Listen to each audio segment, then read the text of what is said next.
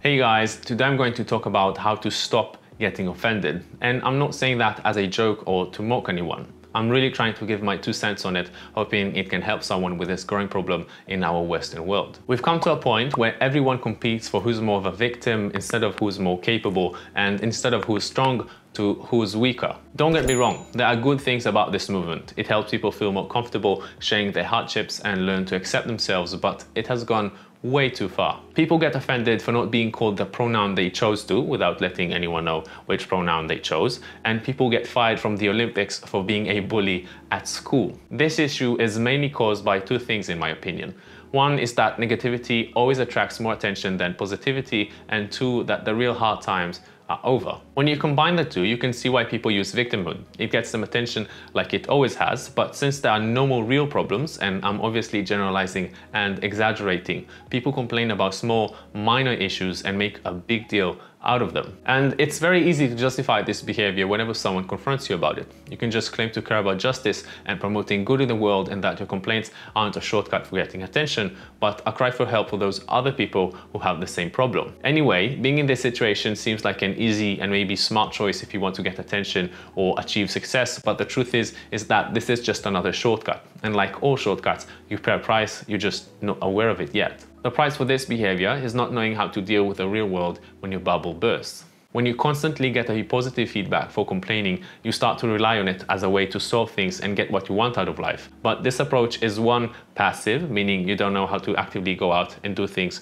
by yourself. You rely on others to change things for you. And 2, it relies on other people's willingness to play the game you're playing, to care about your feelings. The second you'll meet people who won't play your game, this method will fail. Out there, out of the current bubble of people being afraid to, God forbid, insult or offend anyone, there are people who don't care about your feelings, and your social pressure won't change that. And if you think you can change them, it makes you an arrogant, self-centered person, thinking your point of view is better than theirs and therefore they have to understand you, or else they are ignorants, bigots or whatever.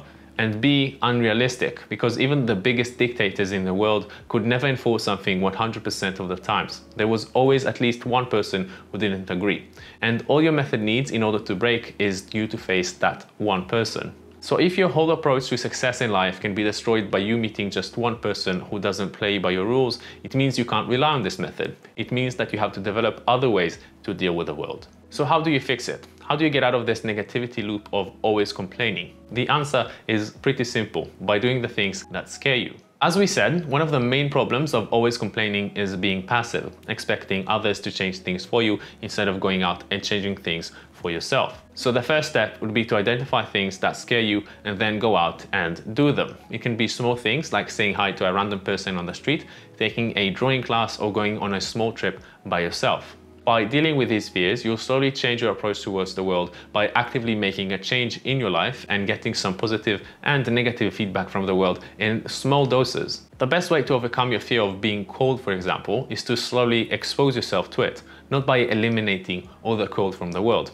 That's impossible. And by the way, just because I'm suggesting it here as a simple solution doesn't mean it's easy in any way. Dealing with your fears is hard and super challenging. When I started actively doing it, I was really afraid of it. But if you break these challenges into small pieces and face just one tiny piece at a time, you'll be able to overcome it and slowly develop yourself to a point where you can deal with bigger and bigger fears. To be honest, I'm not really sure how much this video will change people's lives. From my experience, you can help someone change only when they are ready for it and want it. So if you're one of these people who decided to make a change, I hope this video will help you transform your life even by just a tiny bit. Identify your fears, break them down into small, tiny pieces, and go face them. If you want to learn more about how to better yourself with your body and with your mind, don't forget to subscribe to the channel. And if you like this video, smash that like button as well. Anyway, have a good day, good luck, and peace.